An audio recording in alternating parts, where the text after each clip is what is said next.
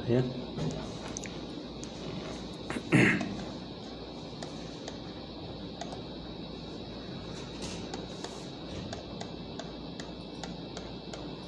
شروع کریں جی.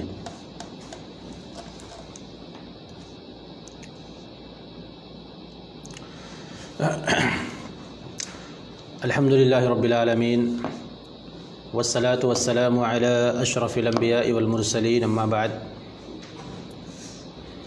قال اللہ تعالی فی کلامہ المجید والفرقان الحمید. اعوذ باللہ من الشیطان الرجیم. بسم اللہ الرحمن الرحیم.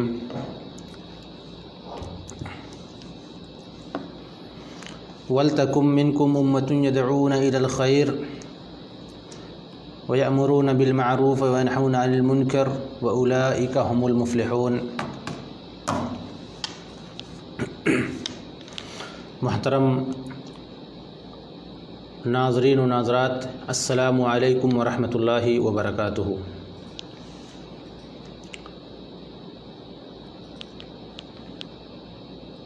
آج 1 ستمبر 2021 جمعہ کے دن بعد نماز عصر میں آپ حضرات کے سامنے جس موضوع کو لے کر کے حاضر ہوا ہوں وہ ہے امر بالمعروف اور نہی عن المنکر کے شرائط. محترم مشاہدین و مشاہدات، جیسا کہ آپ حضرات کو یہ بات اچھی طرح سے معلوم ہوگی کہ اس سے پہلے والے ہفتے میں امر بالمعروف اور نہی عن المنکر کی فضیلت اور فرضیت پر کچھ روشنی ڈالی گئی تھی، جہاں پر اللہ رب العزت نے یہ فرمایا تھا کہ تم میں ایک ایسی جماعت ہونی چاہیے جو بھلائی کا حکم دے، لوگوں کو خیر کی طرف دعوت دے، برائی سے روکے، اور یہی لوگ کامیابی پانے والے ہیں. امر بالمعروف اور نہی عن المنکر کے بارے میں یہ بتایا گیا تھا کہ یہی وہ عمل ہے کہ جس عمل کی وجہ سے امت محمدیہ خیر امت قرار پائی. اللہ رب العزت نے قرآن کریم کی سورہ آل عمران آیت نمبر 110 میں فرمایا کنتم خیر امت اخرجت للناس تأمرون بالمعروف وتنہون عن المنکر وتؤمنون باللہ. تم لوگ ایک بہترین امت ہو جو لوگوں کے لیے پیدا کیے گئے ہو، لوگوں کے لیے نکالے گئے ہو. تم لوگ بھلائیوں کا حکم دیتے ہو، برائی سے روکتے ہو، اور اللہ رب العزت پر ایمان رکھتے ہو. تو اس آیت کے اندر اللہ رب العالمین نے ہمیں یہ بتایا کہ تمہارے اس عمل کی وجہ سے، امر بالمعروف اور نہی عن المنکر کا فریضہ انجام دینے کی وجہ سے ہمیں تمہیں خیر امت سے نواز دیا، تمہیں خیر امت کا لقب دے دیا. محترم ناظرین کرام، جیسا کہ میں نے بتایا کہ آج کے اس درس کے اندر اسی سے متعلق کچھ باتیں ہوں گی، اور وہ باتیں ہیں کہ نیکی کی تلقین کرنے اور برائی سے منع کرنے والے شخص کے لیے چند اہم شرطیں ہیں جسے ہم آپ حضرات کے سامنے ذکر کرنا چاہتے ہیں. اور وہ یہ ہے، سب سے پہلے نمبر پر جو شرط ہے وہ ہے علم کا ہونا، یعنی معروف کی تلقین کرنے اور منکر سے منع کرنے والے شخص کو اس بات کا علم ہونا چاہیے کہ فلاں کام شریعت کی نظر میں واقعتاً معروف ہے، اور جس کام کا حکم دینا ہمارے اوپر فرض ہے، اور فلاں کام شریعت کی نظر میں واقعتاً منکر ہے جس سے ہمیں لوگوں کو منع کرنا ہے، ہمیں خود بچنا ہے. کیونکہ معروف یا منکر وہ نہیں جو عام لوگوں کی نظر میں معروف یا منکر ہو، بلکہ معروف وہ ہے جس کا حکم یا جس کی ترغیب قرآن مجید کے اندر یا پھر نبی صلی اللہ علیہ وسلم کی احادیث کے اندر دی گئی ہو، یا اس پر عمل کرنے والے لوگوں کی تعریف کی گئی ہو، یا اس کے بارے میں قرآن مجید کے اندر یا احادیث نبویہ کے اندر ذکر کیا گیا ہو کہ اس کو اللہ رب العزت پسند کرتا ہے اور اس کے کرنے والے شخص کو اجر و ثواب سے نوازے گا. گویا معروف میں ہر وہ عمل خیر شامل ہے جو قرآن مجید اور حدیث نبویہ سے ثابت ہو، اور منکر وہ ہے جس سے کتاب و سنت میں منع کیا گیا ہو یا اس سے ڈرایا گیا ہو یا دنیا اور آخرت میں اس کے نقصانات کے متعلق آگاہ کیا گیا ہو۔ محترم ناظرین، اس کے کرنے والے شخص کی مذمت کی گئی ہو اور اس کے کرنے والے شخص کے لیے وعید سنائی گئی ہو یا اس پر ناراضگی کا اظہار کیا گیا ہو۔ گویا منکر میں تمام گناہ شامل ہیں، خواہ وہ چھوٹے ہوں یا بڑے ہوں، خواہ وہ اللہ رب العزت کے حقوق سے متعلق ہوں یا پھر بندوں کے حقوق سے متعلق ہوں۔ خلاصہ یہ ہے کہ معروف و منکر کی پہچان کا معیار شریعت ہے، نہ کہ لوگوں کا مزاج یا اپنی خواہش نفس۔ لہذا معروف کی تلقین کرنے والے شخص کو معروف کے متعلق شرعی علم ہونا چاہیے کہ یہ کام واقعتاً معروف ہے۔ اسی طرح منکر سے منع کرنے والے آدمی کو، شخص کو منکر کے متعلق شرعی علم ہونا چاہیے کہ یہ کام واقعتاً منکر ہے۔ اگر اسے علم ہو تو وہ فریضہ سر انجام دے، ورنہ بغیر علم کے ایسا کرنے سے باز رہے، کیونکہ اس میں فائدے کی نسبت نقصان زیادہ ہونے کا امکان ہے۔ اللہ رب العزت نے قرآن مجید کی سورہ یوسف آیت نمبر 108 میں ارشاد فرمایا، قُلْ هَذِهِ سَبِيلِي أَدْعُو إِلَى اللَّهِ عَلَى بَصِيرَةٍ أَنَا وَمَنِ اتَّبَعَنِي، یعنی آپ کہہ دیجئے کہ یہی ہے میرا راستہ، میں دلیل و برہان کی روشنی میں اللہ رب العالمین کی طرف دعوت دیتا ہوں اور میرا ہر پیروکار بھی، یعنی میں بھی دلیل و برہان کی روشنی میں لوگوں کو اللہ رب العالمین کی دین کی دعوت دیتا ہوں، اور میرے صحابہ بھی، مجھے ماننے والے بھی دلیل و برہان کی روشنی میں لوگوں کو دعوت اللہ دیتے ہیں۔ محترم ناظرین کرام، امام بخاری رحمہ اللہ نے اپنی صحیح میں ایک باب قائم کیا ہوا ہے جس کا عنوان ہے باب العلم قبل القول والعمل۔ اس کے تحت یہ آیت بطور دلیل وہاں پر پیش کرتے ہیں، فَعْلَمْ أَنَّهُ لَا إِلَهَ إِلَّا اللَّهُ وَاسْتَغْفِرْ لِذَنْبِكَ وَلِلْمُؤْمِنِينَ وَالْمُؤْمِنَاتِ۔ اس آیت کریمہ میں اللہ رب العزت نے علم کا ذکر پہلے اور استغفار کا ذکر بعد میں کیا ہے، جو اس بات کی دلیل ہے کہ علم قول و عمل سے پہلے ہے، قول و عمل سے پہلے علم کا ہونا بہت ضروری ہے۔ محترم ناظرین، اس شرط سے یہ بھی معلوم ہوا کہ امر بالمعروف اور نہی عن المنکر علماء کی بہت بڑی ذمہ داری ہے جو انہیں پوری کرنی چاہیے، اور اس سلسلے میں انہیں کوتاہی نہیں برتنی چاہیے، کیونکہ اگر وہ اس ذمہ داری سے عہدہ برآں نہیں ہوں گے تو برائی اور برے لوگوں کو منع کرنے والا کوئی نہیں ہوگا، جس سے برائی اور زیادہ منتشر ہوگی۔ اللہ رب العزت نے بنو اسرائیل میں سے بہت سارے لوگوں کی حالت یوں بیان فرمائی ہے، وَتَرَى كَثِيرًا مِّنْهُمْ يُسَارِعُونَ فِي الْإِثْمِ وَالْعُدْوَانِ وَأَكْلِهِمُ السُّحْتَ لَبِئْسَ مَا كَانُوا يَعْمَلُونَ۔ ان میں سے اکثر کو آپ دیکھیں گے کہ گناہ اور زیادتی کے کاموں میں اور حرام خوری میں تگ و دو کرتے رہتے ہیں، گناہوں کے اندر اور حرام خوری یعنی حرام کمائی کے اندر وہ بہت زیادہ دوڑ دھوپ کرتے رہتے ہیں۔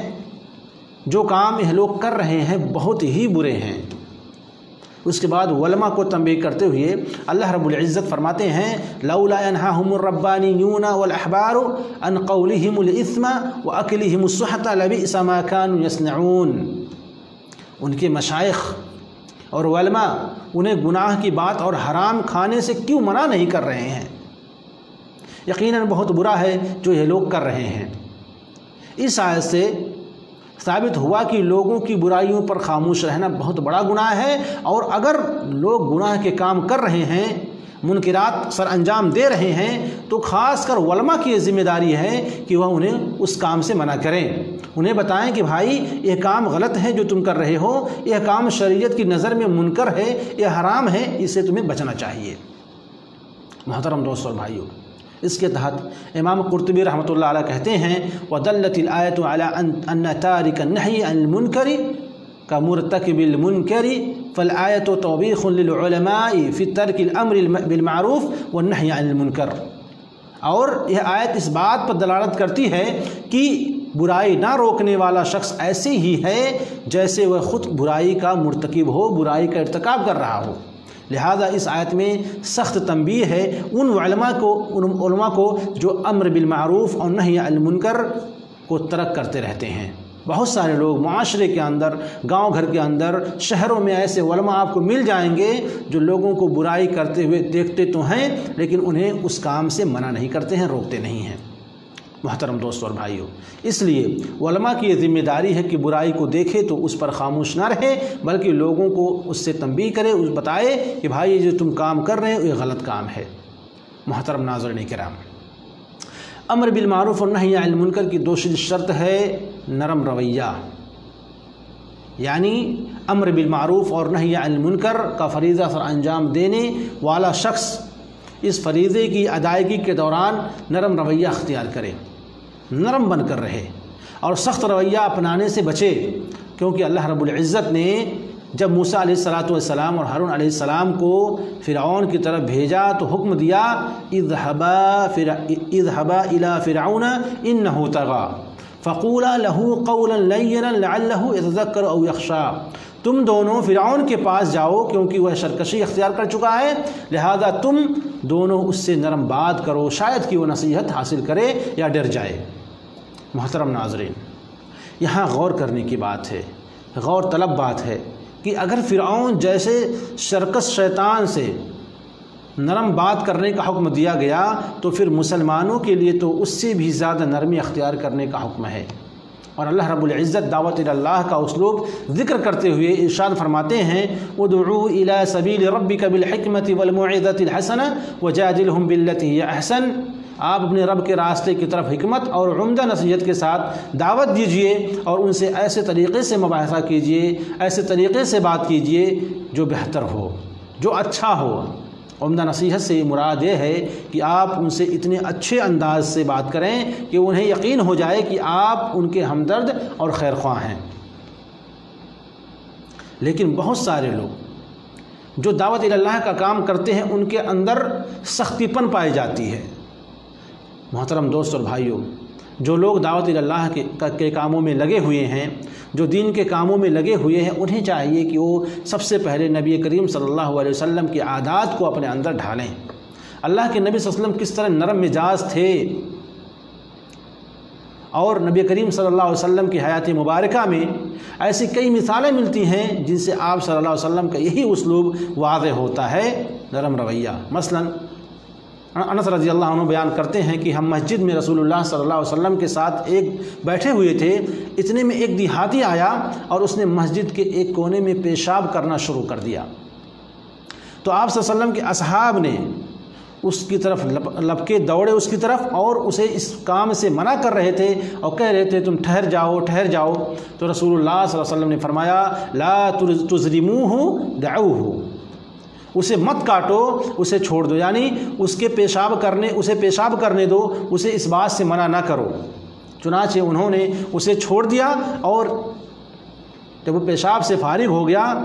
تو پھر اس کے بعد آپ صلی اللہ علیہ وسلم نے اسے بلا کر فرمایا ان هذه المساجد لا تصلح لشيء من هذا البول ولا القذر انما هي لذكر الله عز وجل والصلاة وقراءة القرآن، یہ مساجد یقیناً اس پیشاب اور گندگی کے لیے نہیں بنائی گئی ہیں۔ آپ نے فرمایا بلکہ یہ تو صرف اللہ رب العزت کا ذکر کرنے، نماز پڑھنے اور تلاوت قرآن مجید کے لیے بنائی گئی ہے۔ اس کے بعد نبی کریم صلی اللہ علیہ وسلم نے پانی کا ایک ڈول منگوا کر اس کے پیشاب کرنے کی جگہ پر پھینکوا دیا، بہا دیا۔ محترم دوستوں اور بھائیوں، اس واقعے سے ہمیں سبق ملتا ہے کہ نبی کریم صلی اللہ علیہ وسلم کے دعوت دینے کا جو اسلوب تھا بہت ہی نرالا تھا اور آپ صلی اللہ علیہ وسلم بہت ہی نرم مزاج تھے، آپ کے اندر سختی بالکل نہیں پائی جاتی تھی۔ اسی طرح معاویہ بن حکم السلمی رضی اللہ عنہ بیان کرتے ہیں کہ ان میں نبی کریم صلی اللہ علیہ وسلم کے پیچھے نماز پڑھ رہا تھا، اتنے میں ایک شخص کو چھینک آئی، نماز کی حالت میں ایک آدمی کو چھینک آئی، کہتے ہیں میں نے کہا یرحمک اللہ، اس پر لوگ مجھے گھور گھور کر دیکھنے لگے، کہتے ہیں کہ میں نے کہا کہ میری ماں مجھے گم پائے، تمہیں کیا ہو گیا ہے کہ تم لوگ مجھے گھور گھور کر اس طرح دیکھ رہے ہو؟ چنانچہ انہوں نے اپنے ہاتھ اپنی رانوں پر مارنے شروع کر دیے۔ میں نے جب دیکھا کہ لوگ مجھے خاموش کرانے کے لیے اپنے ہاتھ اپنے رانوں پر مار رہے ہیں تو میں سمجھ گیا اور خاموش ہو گیا۔ جب نبی کریم صلی اللہ علیہ وسلم نماز سے فارغ ہوئے کہتے ہیں میری ماں باپ آپ پر قربان ہوں، ما رأیت معلما قبلہ ولا بعدہ احسن تعلیما منہ فواللہ ما قہرنی ولا ضربنی ولا شتمنی۔ کہتے ہیں کہ میں نے آپ سے پہلے اور نہ آپ کے بعد آپ سے بہتر تعلیم دینے والا کبھی نہیں پایا۔ قسم کھا کے کہتے ہیں اللہ کی قسم آپ نے نہ مجھے ڈانٹا، نہ مجھے مارا اور نہ ہی مجھے برا بھلا کہا۔ آپ نے فرمایا ان هذه الصلاة لا يصلح فيها شيء من كلام الناس انما هو التسبيح والتكبير وقراءة القرآن۔ کہتے ہیں کہ بے شک یہ نماز ایسی عبادت ہے کہ اس میں لوگوں کی بات چیت درست نہیں ہے۔ بے شک یہ نماز تسبیح کے لیے ہے، تکبیر کے لیے اور قرأت قرآن کے لیے ہے، قرآن شریف پڑھنے کے لیے ہے۔ محترم دوستوں اور بھائیوں، اسی لیے جب آپ کسی کو دعوت دیں، اسلام کی دعوت دیں خاص کر کے، اور اللہ رب العالمین کی ربوبیت الوہیت کی دعوت دیں، آپ اسے سمجھا رہے ہیں کہ اسلام سب سے بہتر دھرم ہے، مذہب ہے، تو آپ کے اندر بھی یہ صفات ہونی چاہیے کہ آپ کے اندر نرم رویہ ہو اور لوگوں سے بات کریں تو بڑے ہی نرم انداز سے بات کریں، ایسا لگے سننے والے کو ایسا لگے کہ یہ میرا خیر خواہ ہے اور یہ مجھے جو دعوت دے رہا ہے بالکل اس کے بات میں دم ہے اور اس کی بات سچی ہے، لہذا جب اتنا نرم آدمی ہے، اتنے پیار و محبت سے مجھے دعوت دے رہا ہے تو اس کی بات ہمیں ماننی چاہیے، ہمیں بھی نرم رویہ اختیار کرنا چاہیے۔ محترم دوستوں اور بھائیوں، امر بالمعروف اور نہی عن المنکر کی تیسری شرط ہے صبر کرنا، یعنی امر بالمعروف اور نہی عن المنکر کے نتیجے میں اگر کوئی شخص آپ کو تکلیف پہنچائے تو آپ اس پر صبر کریں اور اسے اللہ کی رضا کے لیے برداشت کریں۔ اللہ تبارک و تعالیٰ کا فرمان ہے والعصر ان الانسان لفی خسر الا الذین آمنوا وعملوا الصالحات وتواصوا بالحق وتواصوا بالصبر۔ اللہ رب العزت زمانے کی قسم کھا کہتے ہیں زمانے کی قسم۔ بعض علماء نے مفسرین نے اس آیت کا ترجمہ کیا ہے نماز عصر کے وقت کی قسم، لیکن بہت سارے جگہوں پر آپ کو زمانے کی قسم اس کا ترجمہ ملے گا، والعصر زمانے کی قسم، ان الانسان لفی خسر بے شک انسان گھاٹے میں ہے، الا الذین آمنوا وعملوا الصالحات سوائے ان لوگوں کے جو ایمان لائے اور نیک عمل کرتے رہے، وتواصوا بالحق وتواصوا بالصبر اور ایک دوسرے کو حق کی تلقین اور صبر کی تاکید کرتے رہے۔ محترم دوستوں اور بھائیو، حضرت لقمان نے اپنے بیٹے کو نصیحت کرتے ہوئے کہا تھا یا بنی اقم الصلاۃ وامر بالمعروف وانہا عن المنکر واصبر علی ما اصابک ان ذلک من عزم الامور۔ حضرت لقمان نے کیا کہا اپنے بیٹے سے، میرے بیٹے نماز قائم کرنا، نیکی کا حکم دینا، برائی سے منع کرنا اور تمہیں جو تکلیف پہنچے اس پر صبر کرنا، یہ یقیناً ہمت والے یا حمیت والے کاموں میں سے ہے۔ اسی طرح اللہ رب العزت نے رسول اکرم صلی اللہ علیہ وسلم کو مخاطب کرتے ہوئے ارشاد فرمایا یا ایھا المدثر قم فانذر ربک فکبر وثیابک فطہر والرز فہجر ولا تمنن تستکثر ولربک فاصبر۔ اے چادر اوڑھنے والے اٹھیے اور لوگوں کو ڈرائیے اور اپنے رب کی بڑائی بیان کیجیے اور اپنے کپڑے پاک رکھیے اور بتوں سے کنارہ کش ہو جائیے اور احسان اس لیے نہ کیجیے کہ اس سے زیادہ حاصل کیجیے اور اپنے رب کے لیے صبر کیجیے۔ سامعین کرام،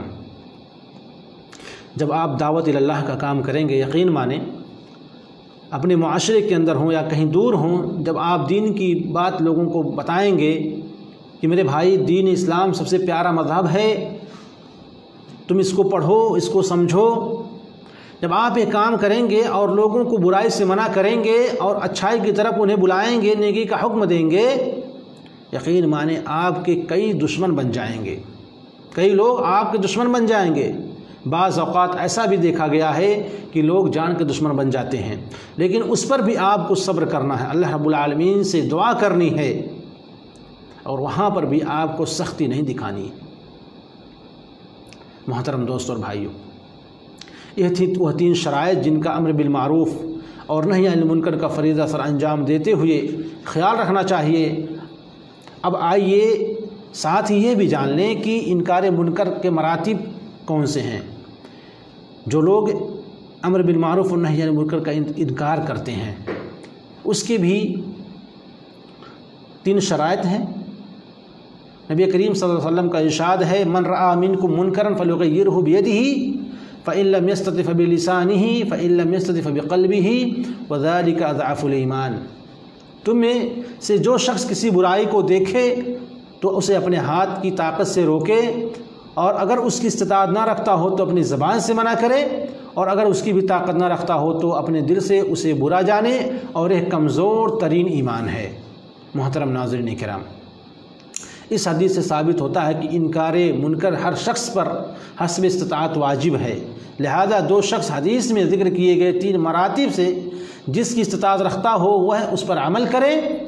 اور برائیوں سے منع کرنے میں اپنا کردار ادا کرے۔ اسی طرح حضرت عبداللہ بن مسعود رضی اللہ عنہ بیان کرتے ہیں کہ نبی کریم صلی اللہ علیہ وسلم نے ارشاد فرمایا ما من نبی بعثہ اللہ تعالی فی امت قبلی الا کان له من امته حواریون واصحاب یاخذون بسنته ويقتدون بأمره ثم إنها تخلف من بعدهم خلوف يقولون ما لا يفعلون ويفعلون ما لا يؤمرون فمن جاهدهم بيده فهو مؤمن ومن جاهدهم بلسانه فهو مؤمن ومن جاهدهم بقلبه فهو مؤمن وليس وراء ذلك من الإيمان حبة خردل۔ مجھ سے پہلے میں ہر امت میں اللہ رب العزت نے جس نبی کو بھی مبعوث فرمایا اس کے کچھ نہ کچھ انصار و مددگار اور ساتھی ضرور ہوتے تھے جو اس کی طرز عمل کو اختیار کرتے تھے اور اس کے حکم پر عمل کرتے تھے۔ اسی طرح میری امت میں بھی میرے انصار و اصحاب موجود ہیں، پھر ان کے بعد ایسے نالائق لوگ آئیں گے جو ایسی باتیں کہیں گے جس پر وہ خود عمل نہیں کریں گے، اور وہ کام کریں گے جس کا انہیں حکم نہیں دیا جاتا، لہذا جو شخص ان سے اپنے ہاتھ کے ساتھ جہاد کرے وہ مومن ہوگا، جو شخص ان سے اپنی زبان کے ساتھ جہاد کرے وہ مومن ہوگا، اور جو شخص ان سے اپنے دل کے ساتھ جہاد کرے گا وہ بھی مومن ہوگا، اور اس کے بعد رائی کے دانے کے برابر بھی ایمان باقی نہیں بچتا۔ محترم ناظرین، ان دونوں حدیثوں میں انکار منکر کے 3 مراتب ذکر کیے گئے ہیں۔ پہلا مرتبہ ہاتھ کی طاقت کے ساتھ منع کرنا، منکر کرتے ہوئے کسی کو دیکھیں تو اس کو اپنی ہاتھ کی استطاعت سے اگر ہے تو منع کریں، اور یہ وہ شخص کر سکتا ہے جس کو اس کا اختیار حاصل ہے، مثلا حاکم، قاضی، پولیس اور دیگر ذمہ دار ادارے۔ اسی طرح گھر کے اندر گھر کا ذمہ دار، کسی کمپنی میں اس کا ذمہ دار وغیرہ جو اپنے ماتحت کو زور بازو کے ساتھ برائی سے منع کر سکتے ہیں۔ قرآن مجید کے اندر اور حدیث میں اس کی کئی مثالیں پیش کی جا سکتی ہیں۔ حضرت ابراہیم نے اپنی قوم کے بتوں کو پاش کر دیا، اور انہیں اس کے بعد اپنی قوم سے فرمایا وَتَاللَّهِ لَأَكِيدَنَّ أَصْنَامَكُمْ بَعْدَ أَن تُوَلُّوا مُدْبِرِينَ، اللہ کی قسم جب تم لوگ پیٹھ پھیر کر چلے جاؤ گے تو میں تمہارے بتوں کے خلاف کارروائی کروں گا۔ اور اس کے بعد انہوں نے وہ کر دکھایا جو انہوں نے کہا تھا فَجَعَلْنَاهُمْ جُزَاجًا إِلَّا كَبِيرًا لَهُمْ لَعَلَّهُمْ إِلَيْهِ يَرْجِعُونَ، پھر انہوں نے ان کے بڑے بت کو چھوڑ کر باقی بتوں کے ٹکڑے ٹکڑے کر دیے تاکہ وہ لوگ اس کے پاس واپس جا سکیں۔ محترم ناظرین کرام، ان کو اس وقت استطاعت اس بات کی تھی کہ وہ اپنے ہاتھ سے برائی کو روکیں، لوگ وہاں پر شرک کر رہے تھے تو انہوں نے بتوں کو توڑا۔ حضرت موسیٰ نے سامری کے بنائے ہوئے معبود کے بارے میں کہا تھا وانظر الی الہک الذی ظلت علیہ عاکفا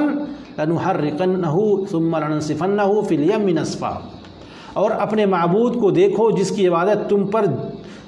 عبادت پر تم جمے رہے تھے، ہم یقیناً جلا دیں گے، پھر اس کی راکھ سمندر میں بکھیر دیں گے۔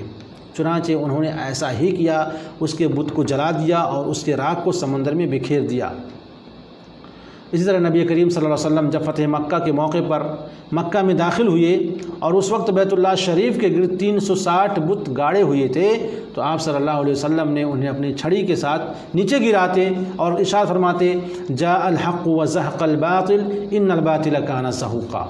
حق آ گیا اور باطل مٹ گیا، بے شک باطل تو مٹنے کی چیز ہی ہے۔ محترم ناظرین کرام، بہت ساری مثالیں آپ کو اس جیسے ملیں گی۔ حضرت عائشہ رضی اللہ عنہا بیان کرتی ہیں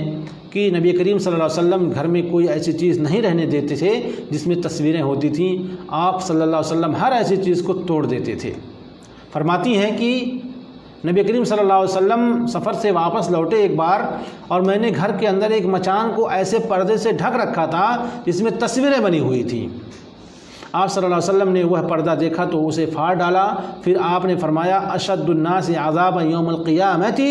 الذین یزاحون خلق اللہ، قیامت کے روز سب سے زیادہ سخت عذاب ان لوگوں کو دیا جائے گا جو اللہ کی تخلیق سے مشابہت اختیار کرتے ہیں۔ حضرت عائشہ رضی اللہ عنہ فرماتی ہیں کہ اس کے بعد ہم نے اس پردے کو 1 یا 2 تکیے اس کے بنا لیے۔ محترم دوستوں اور بھائیوں، اس حدیث سے معلوم ہوتا ہے کہ گھر کا ذمہ دار آدمی اپنے گھر میں جو بھی برائی دیکھے اسے اپنے زور بازو سے، اپنے ہاتھ سے اس کو روکے، اور یہ ہم سب کے اوپر لاگو ہوتا ہے۔ محترم دوستوں اور بھائیوں، دوسرا مرتبہ ہے زبان کے ساتھ منع کرنا۔ اگر کوئی شخص ہاتھ کی طاقت سے برائی کو روکنے کی استطاعت نہیں رکھتا تو اپنی زبان سے اس برائی کو روکے، اسے منع کرے کرنے والے کو۔ تاہم اسے اس سلسلے میں یہ بات یاد رکھنی چاہیے کہ وہ نرم لہجے میں بات کرے، نہ کہ سخت لہجے میں، کیونکہ رسول اللہ صلی اللہ علیہ وسلم کا ارشاد ہے کہ ان الرفق لا يكون في شيء الا زانه ولا ينزع من شيء الا شانه۔ بے شک جس چیز میں نرمی اختیار کی جاتی ہے، نرمی ہوتی ہے، وہ اسے خوبصورت بنا دیتی ہے، اور جس میں نرمی نہیں ہوتی اسے وہ بدصورت بنا دیتی ہے۔ زبان کے ساتھ برائی سے منع کرنے کی بھی کئی مثالیں ملتی ہیں۔ ایسا کہ ایک مثال میں بیان کروں، سلمہ بن اکوع رضی اللہ عنہ بیان کرتے ہیں کہ ایک آدمی رسول اللہ صلی اللہ علیہ وسلم کے پاس اپنے بائیں ہاتھ سے کھانا کھا رہا تھا، تو آپ صلی اللہ علیہ وسلم نے ارشاد فرمایا کل بیمینک، دائیں ہاتھ سے کھاؤ۔ تو اس نے کہا میں استطاعت نہیں رکھتا، تو آپ نے ارشاد فرمایا لستطعت، تمہیں کبھی استطاعت نہ ملے۔